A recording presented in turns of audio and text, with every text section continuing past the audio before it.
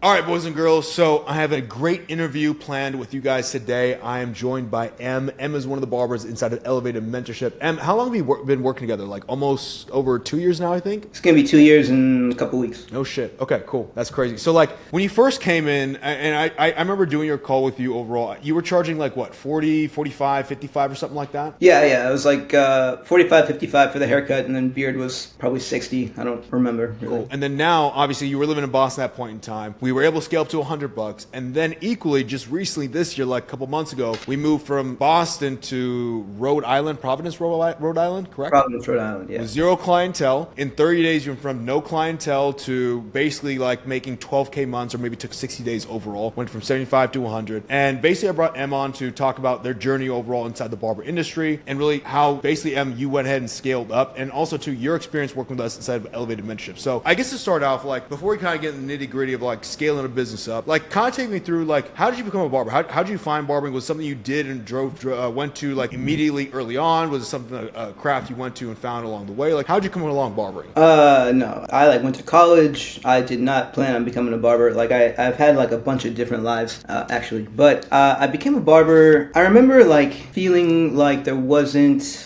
I've been going to barbershops for a long time, and I was always like, I feel like this experience can be better. You know, like I feel like as like a queer person and like in the, like, I was always like, man, like I feel like I can, like it's weird that there are no queer barbers. It's weird that I've like never like heard of this, experienced this. Like I remember like looking online, I was like, man, there's like nothing. And I was like, that seems like something like I could do. I feel like I have an artistic background. I'm like very technical. I really like machines and just kind of like doing things very methodically. And I was like, yeah, like I feel like I would be good at that. Like I had that idea, and I remember like talking to some people about it, and I was like, cool, well, whatever. Like I liked my job at the time. I just sort of like moved on with my life. And then it wasn't until like I lost a job that I was at that I was like, well, I don't have anything lined up, so I guess I'm just gonna like save some money and like go to barber school, because like why not? Like I don't have anything else going on, and like I feel like this could be a cool idea. Like I had no like evidence or like facts to back up that I would like it, that I would be good at it, that there was even a market for what I had in mind. But I was like, I feel like this is the right move. So I just like kind of took the risk, and it worked out. Interesting. So you went to college. What did you go to college for? I studied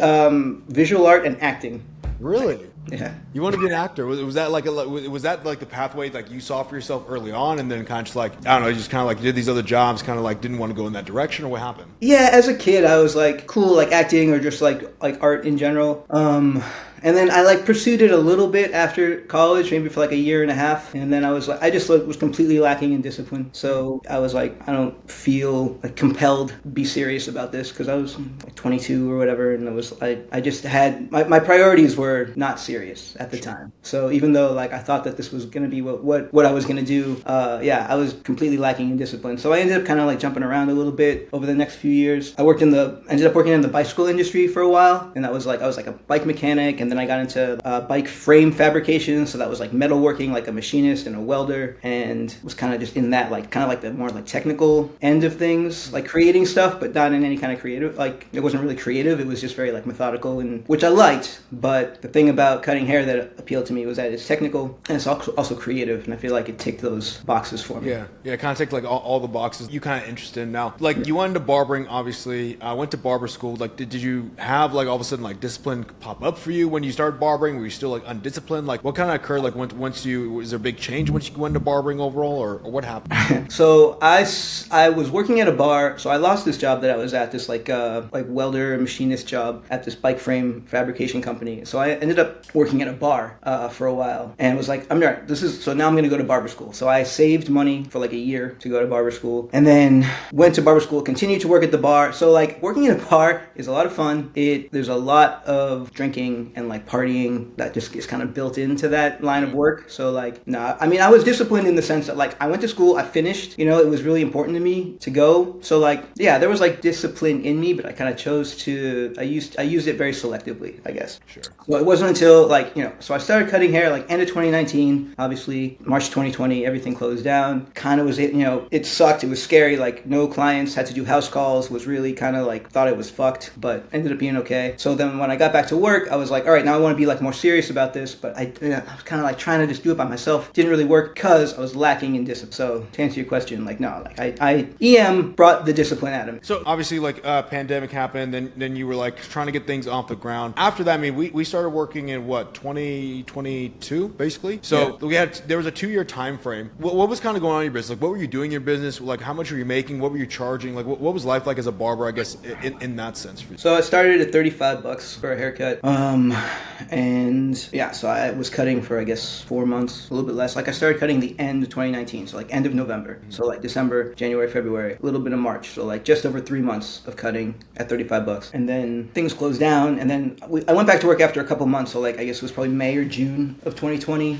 Still charging. I tried to go up to 45, and like nobody was coming in anyway. So I was like, all right, let me like bring it back down to 35. And I was there for a while. I actually don't even remember when I made the jump. I made like a $10 jump. Probably, I'm gonna guess like a year later. I can't really remember. And then I was doing like a lot of scissor cuts, and I was like, well, let me charge like a little bit more for those. I didn't know what I was doing. So I don't know how much I was making. I wasn't keeping track of anything. So like I honestly couldn't even tell you. I was decently booked, so I don't know. Probably making it like between 5 and 7K a month. I would guess. It was probably more like, barbering for you was like paying the bills. You had some money left over. It was like, cool, I'm doing my thing, but it wasn't like you weren't really like taking it serious like a business how you are now. Basically. Not at all. Okay. And then I remember like when we hopped on our call like in 2022, I just remember like sounded like you were super overworked, kind of like really stressed out overall. I know you're charging $45. I think you're making a decent amount of money, but you were just working. Were you doing like 5 days a week, 6 days a week, 7 days a week? What were you doing? I was doing 6 days a week for a while, and then I dialed it back to 5. Okay. I guess for you, like, what made you want to make a change in the business and work with us inside Elevated Mission? Like, what was the thing overall that really made you like, all right, I got to make a change. I got to go ahead and do something different. I want to do this to, I guess, increase and scale my business forward. I got really tired of where I was. Yeah, like I said, so like even though I was like working a lot, I was still just like partying and like fucking off all the time. I wasn't being serious, I was like, man, like I'm making money, but like I don't have any money, And so I was like, all right, like I'm not holding on to any of this money. Like I'm kind of like directionless. Like I got into this for this certain reason. Like I thought it was gonna be cool, and I'm kind of like just sort of bored, and like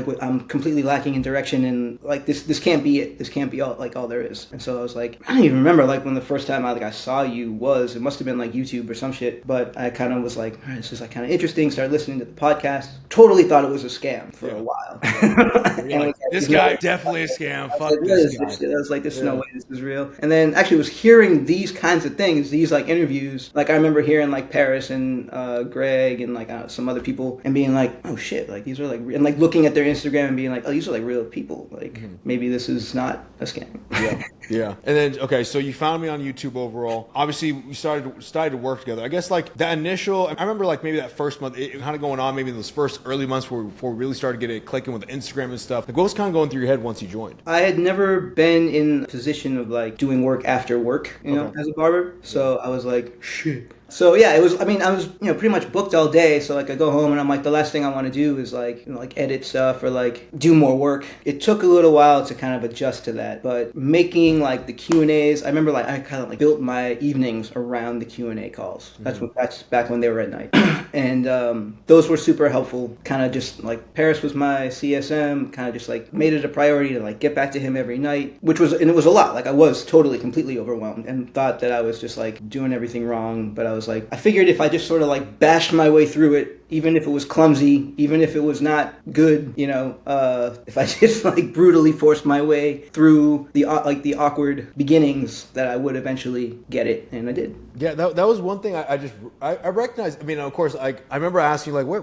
are you from? And you said Boston. I'm like, oh yeah, Boston strong. Give me a little gritty motherfucker with this.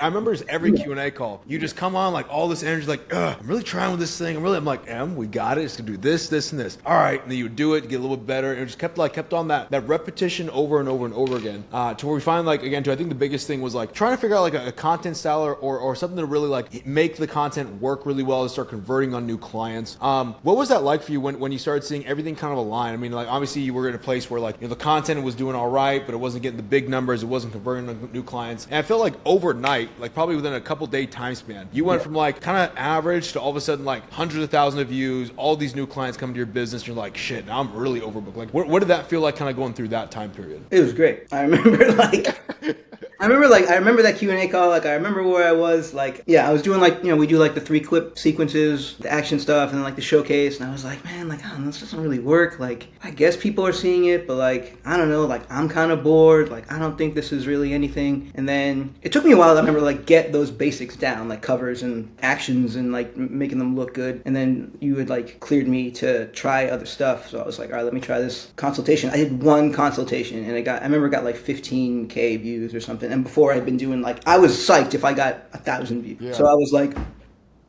and yeah, I remember like going on the Q&A call, and you were like, "Fuck yes, all right, good." Like so much energy, and it was just like I want to make this work like right now, so badly. But I was like, I'm very impatient. I have my ADD can get really out of control sometimes. So like the program has also been really good for me in that regard. Just kind of like it's hard. It's very difficult for me to stay on task. So it's been really helpful. But anyway, back to the question. That felt great, and so like I remember like getting like a lot of encouragement from you, and you were like really like happy, and I was like, good, all right, cool, like I'm doing this, it's working, and so I was like, cool, let me like try a couple other things, let me like go off this momentum, try some other shit, but nothing else worked. And I remember like coming back, and you were like, fuck all that other stuff, like just stick with this, and like that's what I do now. And it felt really good to, after kind of blundering my way through the first few months, not even few months, I remember getting footage every day, posting every day, getting back to Paris every day for like those first 3 months. And then even after that, I think it was like 6 months of just trying every day to make something happen with no result. Yeah. And then one day it was just like, and then I remember like writing down on a piece of paper at the beginning of January 2023, like non-negotiables, like post every day, young barber outreach every day. And I wrote down like 657 followers. Like that's how many followers I had on Instagram. And I like made this little note. Yeah, I was like, I want to get to $80, by the end of the year. All that shit, all those goals were like completely smashed.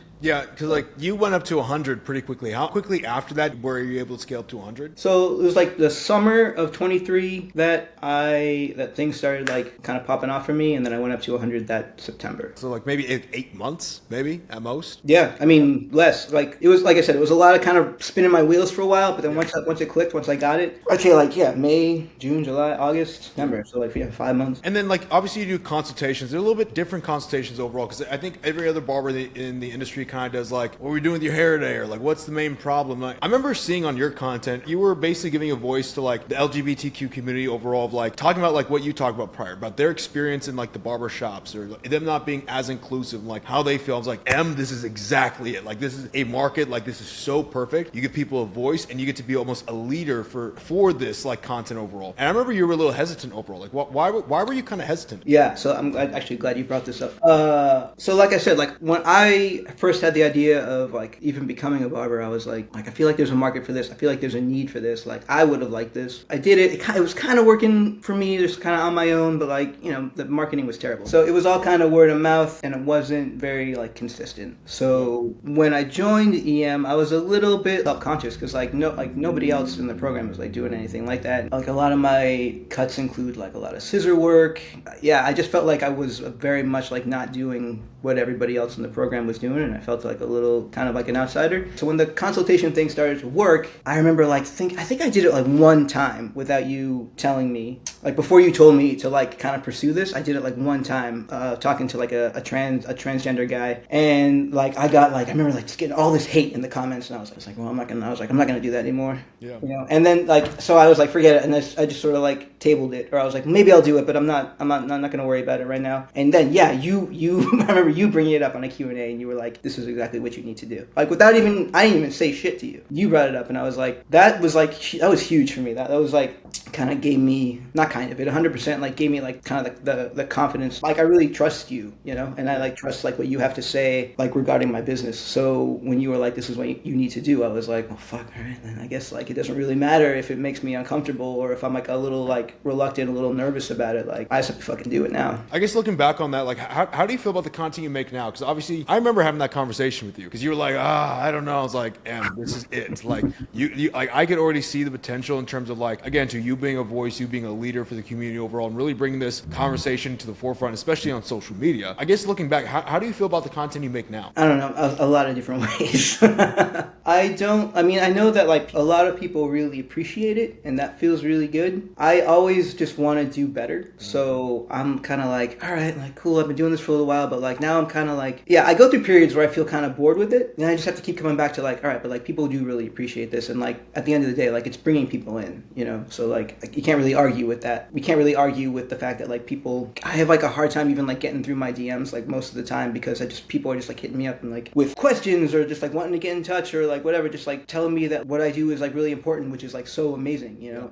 But sometimes it's like kind of a little overwhelming. Yeah, but anyway, as far as like the content goes, like I always want to like do better and like do more. So yeah, just kind of thinking about, and I think I've like brought this up to you on Q&A calls, like how can I just keep evolving, you know, and not get stuck in this. So. I mean, I'll give you like a little nugget right here as well too. Like it's always about where the market standard is at right now. Like we always got to be above market standard, and we also have a good awareness point on where market standard is at, and then always be one step ahead. And that way, we're always like individuals kind of leading the way, and not the people who are following, right?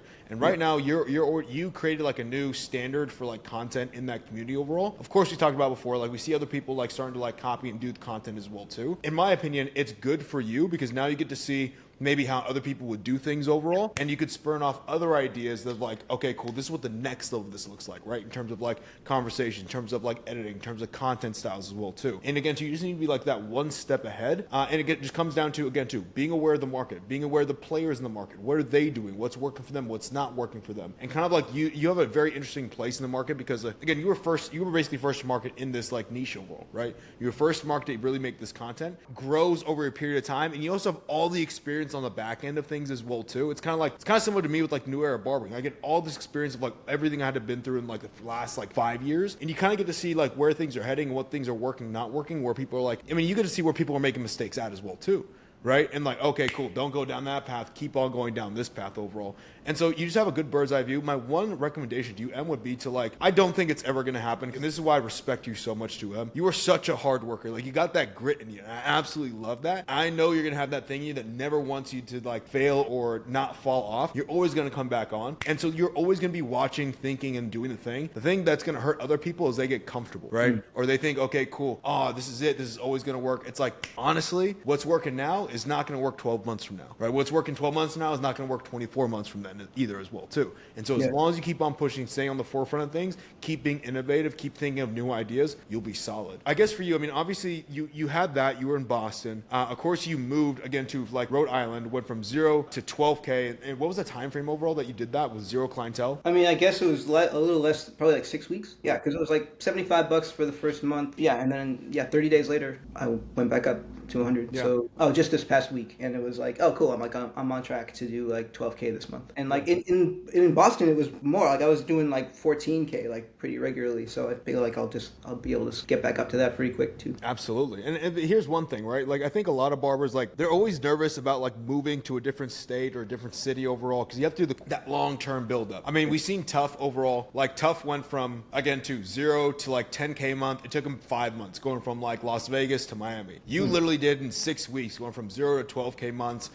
going from like Boston to Rhode Island. I mean, we're seeing Ivan now. Do you remember what he said he was making? I don't remember what he said he was making, but he's basically booked out at $100 a haircut right now still. Yeah, he didn't even go down. Yeah, he didn't even go down. I typically it's like, I actually considered doing, but you were like, no, you got to go down. And I was like, fucking Daniel.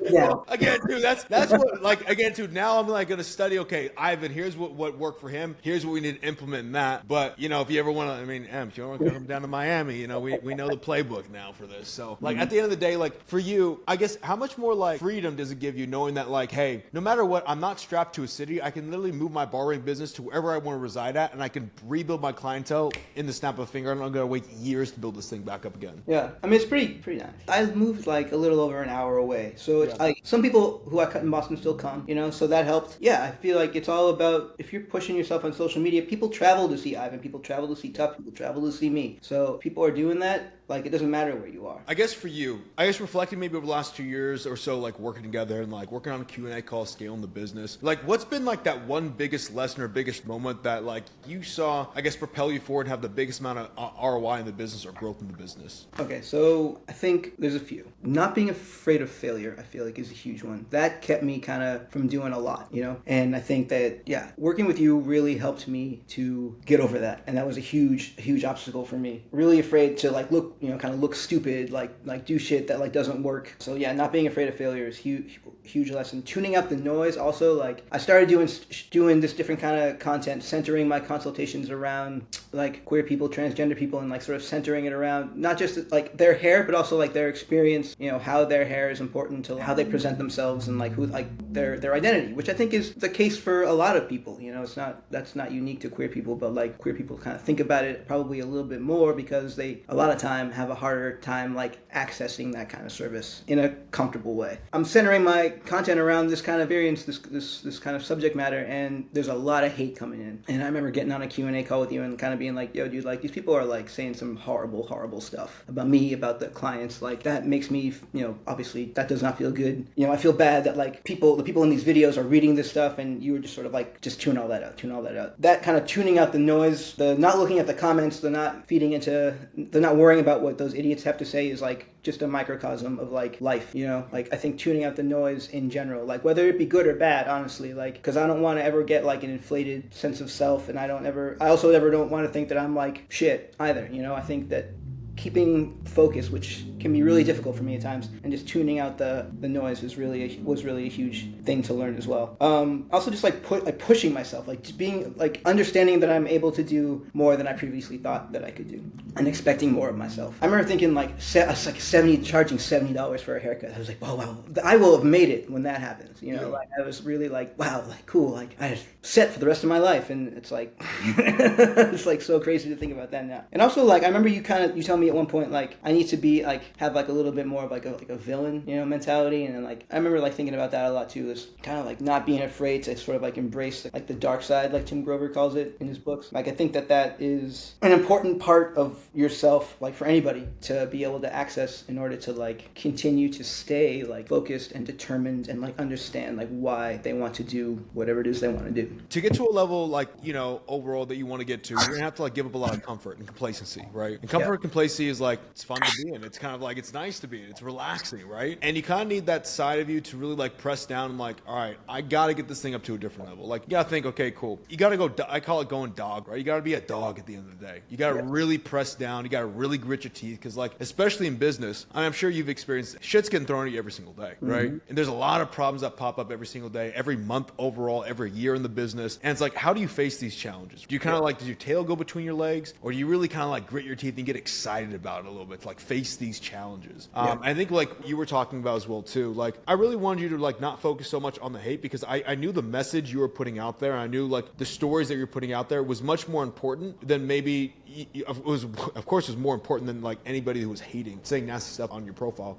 And I just knew and saw like there was a market of people who kind of needed to have that voice. And I was like, Em, if you kind of just get through this stuff and kind of pay it no mind, you will help out so many more people on the back end because of the content that you're making. I mean, could you even speak to that a little bit? Like have your clients ever talked to you about the impact that you make in their lives, how much more comfortable you make them feel, even people on social media overall? I know you talked about people are getting back to the DMs. Like what is the conversation like happening right now? Because that's happening because of the content you're producing. It's like pretty wild. Like when I left Boston, I had like this massive kind of like outpouring of like of appreciation from my clients that was kind of like really took me off guard. It was really like touching, really like kind of humbling, and like also like felt like, yeah, you know, I don't know, you kind of like get into your like daily routine, your daily grind, you just kind of like go and like get used to it, you know? Like I cut hair all day. Like it's easy for me to kind of fall into this thing of like, yeah, this is just what I do, I just cut hair. But like it's like for a lot of people that come in to see me, this is like a huge day for them, you know? And so when people kind of like get in touch, when people like come back and they say like, hey, like whatever, like I got my hair cut short, it gave me the courage to like, you know, whatever, like start wearing like the clothes that I felt more comfortable in, you know, like whatever, like came out to my mom or like whatever. Like I just like, I hear this stuff a lot, and it's like really kind of amazing. And it, like I said, because this is my job, and like cutting hair is just sort of like I can do it kind of without thinking about it at this point. Hearing stuff like that, it's awesome to hear that stuff. Like that feels good, and it also keeps me kind of like grounded and being like, all right, like to me, it may at times just feel like a job, but like to a lot of the people I see, this is like a really big deal, and I need to like be mindful of that. Yeah. So yeah, I hadn't really considered that before, like when I first started doing this, that it would be like this, but it's pretty cool. I think I sometimes tend to like downplay the importance because I have a hard time like believing that like something that I'm doing could like possibly be that important, you know, which is like a whole other story. But you know, it's cool to it's really cool to hear. It's really cool to like hear that from people like that. That's literally why I got into this industry. So like it's pretty awesome. Do you kind of like understand or really take in like the impact that you are having at I don't all think with so. your content? Like I'm hearing you like, oh yeah, it's cool, like, you know, it's doing good. I don't like, I'm like, do you understand the impact you are having? I don't think I do, honestly, man, because like the way that I feel about what I do does not match like the feedback that I get. So yeah, I think that's just like, you know, built-in childhood stuff. I just, you know, I think I just need a good therapist to help me through that stuff. I know a few. So, I guess for you, like, you know, I'm big on mindset. I don't believe people have business problems. I always believe that people have personal problems that bleed into their business overall. What have been like some big mindset shifts? I know we already talked about a couple already. Even some habits, maybe that you've had to develop or integrate in your day-to-day process to be able to get the growth that you're seeing right now. Habits were huge for me. Yeah, I tend to be just a very like disorganized, scattered person. That's kind of my default mode. So yeah, the non-negotiables, like I mentioned earlier, like Q&As, like every night I centered my nights around that. Even if I was tired, even if I didn't want to, like tough shit, you're on that call. Even if I didn't have a question, just like listening, I felt like even just like being or hearing other people talk about it, like kept me kind of in that mode of working. Like I don't go to sleep until the editing and the Young Barber outreach was done. I don't do Young Barber outreach anymore, obviously, but like at the beginning, those were the definite everyday non-negotiables. So yeah, just like the Q&As and like just doing the work that was like prescribed by the program. Those became the non-negotiables at first, and then from there, I feel like better habits just formed. Like I, you know, started going back to the like gym and doing meditation and just doing things to kind of keep my head on straight and also just to like feel good. I still like struggle with like keeping habits going. Like I tend to kind of like there's like peaks and valleys. And moving obviously like messed some stuff up for me, like habit wise, messed up my routine. But I'm getting like I've been here for like 2 months. I'm getting back to it now. That feels really good. So yeah, just having a routine for me is extremely helpful. And I was never good at it until I got into this program. Yeah. You're beating yourself up over like maybe where you're at right now, maybe like, you know, like a trending of where you should be at, yada, yada, yada. One touchstone or one thing I always like to go back to is like, am I in a better position today than where I was 12 months ago? And if so, like, I'm not going to be so hard on myself, right? There's always going to be, like you said, peaks and valleys, or highs and lows, but am I just making that forward progress overall? And it's been very hard for me, honestly, to learn and also like implement in my life. And I think it's going to be a big learning lesson for you as well too. Like, don't be too hard on yourself. Just look back 12 months ago. Are you a better individual than what you were today than what you were 12 months ago? If yes, like, don't stress about it. Things happen overall, right? Yeah. I think that's going to be huge. I guess like looking back on everything, like what's one piece of advice that maybe I've given you or you learned over the last like 2 years that you wish you would received maybe earlier on in your career? So it wasn't until I like started listening to like your podcast or just like watching your videos, whatever, basically kind of like hearing like your message and then like obviously getting into the program, I changed my mind about a lot of things. But when I first started cutting hair, the only thing I saw like this barber paradigm is like you squeeze in as many people as you can, you work all day, just like churn clients out. Like it's not about quantity, basically. I feel like nobody ever really emphasized quality. I never heard anything about marketing. If I could advise myself, I'd be like, don't pay attention to any of that. For like, as soon as I started cutting in a shop, I would have been like, all right, get as good as you can over the next year. Like, put, you know, the good cuts like the cuts that come out really well, like put those on your stories. You know, maybe make like a little bit of content, but just like get as good as you can, take some classes, and then once you get to like set yourself like an ambitious but achievable goal, like skill set wise, and then after like a year, maybe 6 months to a year, when you kind of have achieved whatever, you know, if you like you've gotten decent at fading or whatever it is, whatever it is you think that you needed to do, then devote your time to marketing. Like it's nobody ever like I never heard anybody speak about that until you, honestly. That's where like the long-term like success comes from. It's not about like cramming everybody in that short-term money and that short-term whatever it is, you know, you think you're going to get out of that. Like that's all lies. I mean, it's not lies. Like to be transparent, like it will get you to a certain level. My certain level that was like 2 or 3K a month. I think you had a much I higher. know, like you can't live off. I mean, what I can't like at least in the city I live in, like you Yeah. can't do that, you know. So I mean, I guess maybe other parts of the country, like I guess I shouldn't speak for everybody, but that's the advice I would have given. 100%. Yeah. Like again, like don't take that as truth for the long run. Like if you really want to scale, take this up to the next level, like think differently. Think more like a business owner, not just like as a hustler at the end of the day. Like it's good to have the hustle energy because that's again to entrepreneurial spirit. Make sure you kind of like grind it out, grit it out. But it's not just about like working more harder labor, but like working smarter on the right things in the business to get the results you want to. Exactly. Yeah. Yeah. Yeah. Of course, you have to have that like hustler mentality, but I think you're spending your time and energy in the wrong place if you're just spending years like working 12-hour days. Like you're gonna burn yourself out. Now, as barbers, of course, we're business owners overall, and as a business, like we have to be problem solvers. Like if you solve the problem, the business grows. I remember repeating that. I know you weren't here in Miami for our event, but that I was repeating that all the time. Solve the problem, solve the correct problem, and the business should grow. If you solve a problem, the business doesn't grow. You didn't solve the correct problem. I guess for you, what's one challenge or problem that you had to like overcome maybe in the last like 2 years that was either like really tough or really hard to get through for yourself? Organization. It's still a struggle, but it's I have a much better handle on it than I used to. Yeah, like getting those habits, like implementing those kind of daily tasks is really helpful with that. And also just like simplifying things. Like I remember you pressing me really hard to like get a housekeeper because I was like, yo, like I can't possibly do all this work and do my dishes and my laundry and like have an apartment that isn't a chaotic mess. Yeah, kind of delegating wherever possible, getting a video editor, which I had to let my guy go, and so now I've moved, I've reestablished. That's kind of next. That and getting a bookkeeper as well, because that's another thing, was like taking care of the finances was like another good habit that I got from you. But yeah, organization and like delegating as necessary wherever possible, because I guess I used to think that was like completely unaffordable and unattainable till like I was like, I have to do everything myself. I still feel that way, kind of like it was hard for me to have a video editor because I was like, you're not doing it right, you know, like it's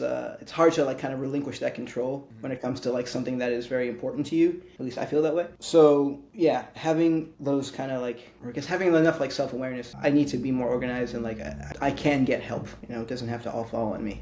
But yeah, I think that organization in general and also confidence. Like I feel like I said earlier, like it's always something that I struggle with. But having like other people, like people who I respect, like kind of show that they have confidence in me has been really like kind of validating and has kind of bolstered my confidence level. Like I hope you know, Emma always believe in you. Like I always saw that like that rough and rugged like boss's spirit. I'm like, yeah, Em got it. So like number one for you, the biggest mentality I would always hold is like no matter what, like you'll fucking work through anything. Like no matter what challenge, even if it sucks, I know for you, you'll like get up, you'll be like, oh, this sucks, but I'm gonna go ahead and get it done anyways. I know you're gonna show up, and it just takes that effort, takes the mentality, and that's what's gonna continue helping you like succeed and grow. Honestly, I guess for you, obviously, like in business, we also have to take a lot of calculated risks as well too. I know you talked about like before you came to the program, you thought it was a scam. That might have been a risk as well. I know obviously you talked about maybe even like maybe the content you were producing might have been a risk for you. Maybe you might have felt like that might have been a bad business move overall with all the hate comments. Like, what has been like the biggest risk you personally think that you've had to make in the last 2 years of us working together so far? I mean, I feel like everything has been very calculated, so it hasn't felt too risky. I mean, going up on price always feels risky, but that I feel like is kind of a short-term thing. Yeah, I think it's just like taking the risk to like make the content that I do. It seems sort of ridiculous to say it now because it's just like what I do every day. But at the time, I remember being like, yo, I feel like I might be like completely torpedoing my business if I like go hard with this. But it was the complete opposite. So yeah, obviously like I attract a lot of queer folks. They come from all over. It's so awesome. But like I also just get like straight men, like just like cisgender, like straight men who've just been going to barbershops, regular kind of like traditional like $30 barbershops or whatever, being like, I need some help. Like I need help with my hair, and like I trust, like I've seen your content and I trust that you can help me. Yeah, I feel like barbershops traditionally are this kind of like, yeah, there's just like a certain affect, and like that's cool. You know, I feel like it's a great place for a lot of people, but they're not for that kind of vibe is not for everybody. And I feel like being able to like provide that kind of space for people who need it has been huge. And I was very reluctant, or not even reluctant, I was nervous about like basically making content that was like this other stuff that everybody else is doing. Like that is not what I'm doing. Like it's scary to like completely go against like what everybody else in your industry is doing, you know? That felt like, I mean, ultimately it turned out great.